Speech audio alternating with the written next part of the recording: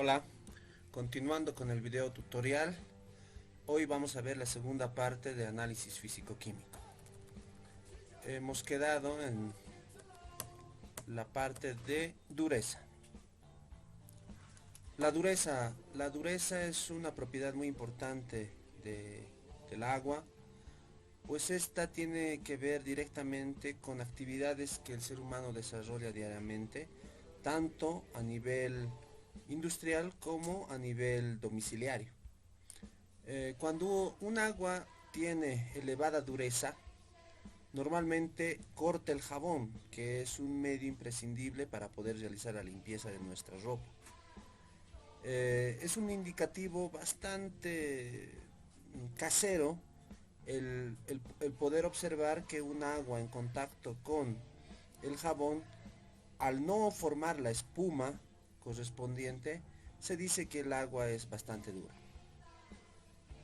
A nivel industrial, la dureza causa más problemas, ¿no? Está en función a que a través de todo el sistema que tiene la industria para transportar y después poder utilizar el agua, esta a su paso, si tiene una dureza elevada, va formando incrustaciones, lo cual se hace muy peligroso en la industria.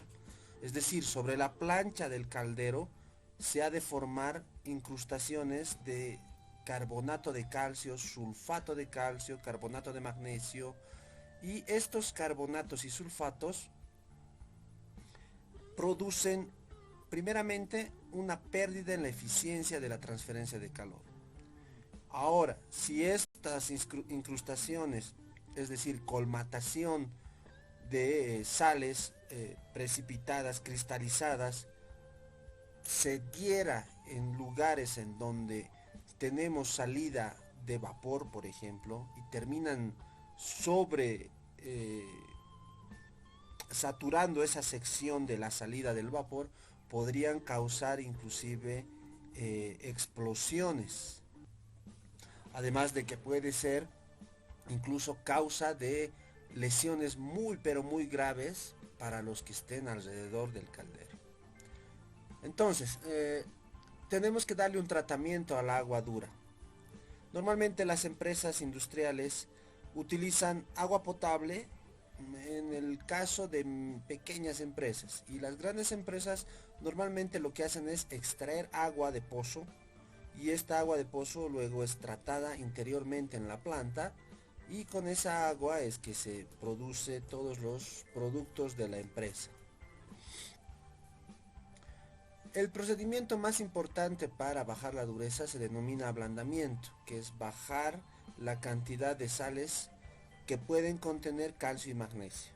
Básicamente, también está incluido en la dureza el hierro, el manganeso o cualquier otro metal bivalente, o, en su peor caso, metales polivalentes que normalmente no debieran estar contenidos, pero como ya les he explicado, el agua es el solvente universal, y si una industria está tomando agua de pozo, esta agua de pozo normalmente ha estado en contacto con mucho sedimento, y ese sedimento probablemente podía contener eh, cationes mucho más pesados.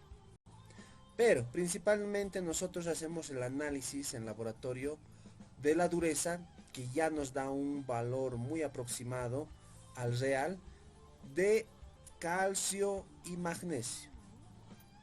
Ahora, podemos clasificar según el grado de dureza a las aguas en blandas, las que van a contener de 0 a 75 miligramos por litro de carbonato de calcio, la moderadamente dura, que va a tener 75 a 150, las duras de 150 a 300, y las muy duras que tienen más de 300 miligramos por litro de carbonato de calcio. Ahora, no significa la expresión del resultado que solo contenga carbonato de calcio. Lo que significa es que el magnesio estequiométricamente se está expresando como carbonato de calcio. Y para la determinación, el método utilizado en laboratorio es el método del EDTA. Y el método del EDTA es una titulación complejométrica. ¿Qué significa eso? que los metales contenidos en nuestra muestra se van a acomplejar mediante un quelante, y ese quelante normalmente es el EDTA.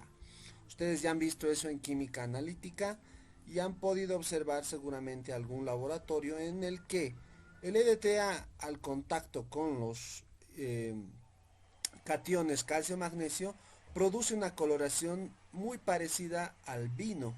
Tiene una coloración guinda que puede variar de intensidad según la concentración de los cationes. Una vez que nosotros titulamos con un indicador específico, que normalmente es el NET, el negro de eriocromo T, esta solución se va a tornar al final de la titulación en una tonalidad azul, que también depende de la cantidad de cationes presentes. Si están presentes muchos cationes, tiende a ser un azul oscuro. Si están en cantidad baja, será un azul un poco más claro. Todo eso vamos a ver nosotros en laboratorio y de todas formas en la guía de laboratorio también se encuentra incluido la determinación de dureza. La dureza se puede determinar a través de como dureza total, como dureza solamente cálcica, solamente magnésica, como dureza carbonatada, debida a bicarbonatos y carbonatos, también determinada como alcalinidad, que ya hemos visto eso en el anterior video. Existe el título alcalinimétrico, que es la cantidad de álcalis libres que están contenidos en la muestra. Puede ser hidróxido de sodio, hidróxido de potasio, álcalis, hidróxido de calcio, hidróxido de bario, muy probablemente, pero más nos referimos a calcio y magnesio, siempre. El contenido de anhídrido carbónico libre, el CO2 que está disuelto, que está formando probablemente carbonatos, bicarbonatos e incluso ácido carbónico. La dureza permanente o no carbonatada, que es la dureza que persiste tras una prueba muy sencilla, que es hervir el agua. Una vez hervida el agua, todo lo que era CO2, que estaba como carbonato, bicarbonato y ácido carbónico, se desprende, se volatiliza. Mientras que las durezas provocadas por sulfato, por ejemplo, no se eliminan. Por tanto, quedan residualmente en la muestra de agua, y esto se determina a través de la determinación de sulfatos. La dureza temporal, que va a ser la diferencia entre la dureza total que ya hemos determinado a través de EDTA y la dureza permanente, que se determina a través de la determinación de sulfatos, que vamos a ver más adelante. Finalmente, la dureza puede ser expresada también como grados en función al país en donde se ha propuesto esta escala. Por ejemplo, tenemos grados franceses, que está representado como 10 miligramos de carbonato de calcio por litro. El grado hidrotimétrico alemán, que es 10 miligramos de óxido de calcio por litro. El grado inglés, que también se llama grado Clark, que está en función a 1 grano de carbonato de calcio por galón imperial. Y un grado Clark equivale a 14,3 miligramos por litro de carbonato de calcio. La dureza cálcica, por otro lado, también puede ser determinado a través de permanganimetría, que es un método ya no complejométrico, sino un método redox, donde se determina básicamente la cantidad de calcio que puede existir a través de el permanganato de potasio. Y sí se puede hacer esa determinación a través del procedimiento que les estoy mostrando acá, el cual les voy a pedir que lo lean y seguramente yo les voy a luego proporcionar un problema para realizar este ejercicio, ¿sí?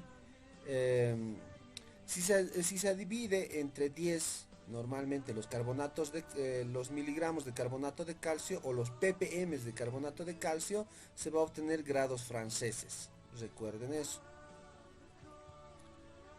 Pasando, tenemos el índice de Langelier. El índice de Langelier es simplemente una ecuación que está en función del pH medido de nuestra muestra menos un pH denominado corregido o también calculado, ¿sí?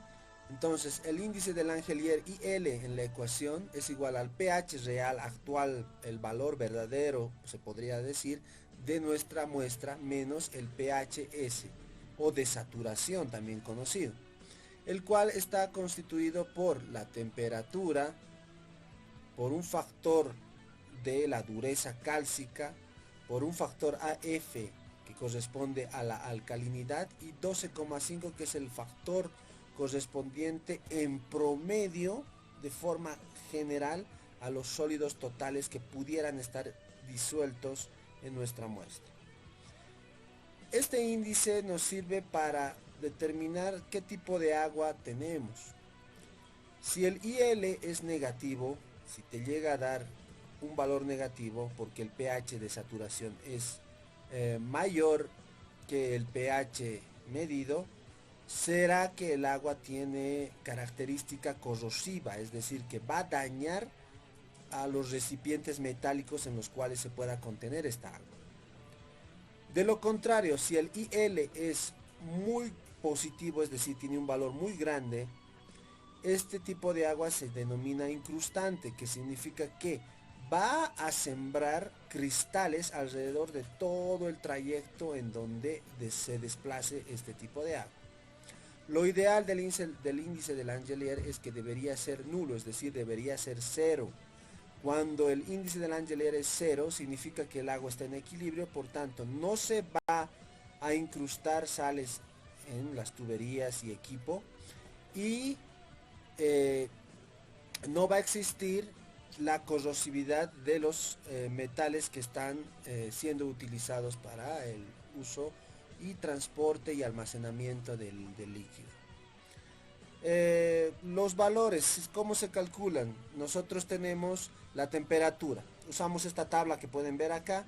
Entonces tenemos la temperatura, nosotros medimos del agua y tenemos un valor, imagínense 20. Entonces el factor que yo voy a utilizar es 0,5. Muy bien, la dureza cálcica la he determinado y me ha salido, por decirles, 100. Por tanto, el factor que voy a utilizar, HF, es 2. He medido la alcalinidad y me ha salido 50. Por tanto, el factor que voy a utilizar, AF, es 1,7. Reemplazo esos valores en esta ecuación y calculo. Obviamente el pH también lo he debido medir mediante un pHímetro, entonces voy a poder hacer el cálculo. Al realizar el cálculo me va a dar un valor, el cual voy a estar considerando en función a estos tres prerrogativos que tengo acá. De qué tipo es mi agua, ya me dirá el resultado. Básicamente ese es el índice de Langelier, el más utilizado para especialmente agua potable, que es lo que normalmente ingresa a una industria pequeña, como ya les había dicho, para agua de pozo tratada, que es la que va a entrar al proceso de las industrias grandes, y para un proceso domiciliario también puede ser utilizado el índice de Langelier. Estas sustancias químicas se califican dentro de los ensayos de calidad porque son aquellos que me van a dar más idea de qué tipo de agua estoy yo empleando. Entonces vamos a comenzar con lo que son cloruros. Los cloruros. El cloro en forma de ion va a ser cloruro con una carga neta total de -1. Es uno de los aniones inorgánicos, como ustedes podrán saber, porque especialmente domiciliario, porque nosotros al utilizar en nuestros alimentos el cloro, es decir, como cloruro de sodio, después de hacer los lavados de todos los implementos de la cocina, normalmente en el agua residual va a salir cloro. Muy aparte de eso, también el cloro es bastante soluble en agua, por tanto, a medida que va por el trayecto hacia las plantas de tratamiento, van a ir arrastrando cloro. Por otro lado, el agua potable es nomás contenedora de cloro, puesto que para sanitizar esta agua potable, lo que se utiliza es cloro gaseoso o cloro en estado líquido como hipoclorito de sodio o como clorex, que es hipoclorito de calcio. Y este cloro al final está siendo partícipe dentro del agua, ¿sí? El sabor salado normalmente se percibe hasta 250 miligramos de cloruro por litro, siempre y cuando el catión que esté presente sea el sodio. De lo contrario, este rango se eleva hasta 1000 miligramos por litro cuando los cationes máximos, es decir, que están en concentraciones máximos, que predominan dentro de la solución, son calcio y magnesio. No es tan salado el cloruro de calcio y el cloruro de magnesio, mientras que sí es muy salado el cloruro de sodio. Como pueden ver en la figura, los cloruros vamos a determinar a través del método del nitrato de plata, titulando en presencia de un indicador que es el cromato de potasio, para luego, después de la reacción, obtener, como pueden ver en la imagen, un precipitado. ¿Sí? Se va a formar un precipitado de cromato de plata rojo que nos dice que ha acabado la titulación. Y los sulfatos van a tener las siguientes características. Normalmente ya les he hablado de la dureza, y la dureza permanente está en base a los sulfatos. El sulfato produce un precipitado blanco insoluble en presencia de ácido clorhídrico y a temperatura de ebullición, de casi ebullición del medio. Este precipitado de sulfato de bario es el que nos permite determinar cuánto sulfato como tal estaba contenido en nuestra muestra. Normalmente lo que hacemos es tomar la muestra y tener mucho cuidado de evitar almacenar mucho tiempo esta muestra, porque existen bacterias que reducen al sulfato. Por tanto, el ensayo debe ser realizado rápidamente. Nosotros tenemos que digerir nuestra muestra con ácido y sobre eso tenemos que agregar cloruro de bario. El cloruro de bario va a reaccionar con el sulfato presente en la muestra y va a precipitar sulfato de bario. Obviamente esta solución tiene que estar casi en su punto de ebullición, porque de lo contrario se forma un coloide, el cual no va a poder ser filtrado con facilidad, va a pasarse los poros del filtro. Por tanto, sí o sí tenemos que darle un calentamiento casi hasta ebullición. Posteriormente a eso se deja reposar y posteriormente recién se filtra. Y así se obtiene el sulfato de bario, el cual luego se seca, se calcina y se obtiene el resultado en miligramos de sulfato de bario por litro de solución.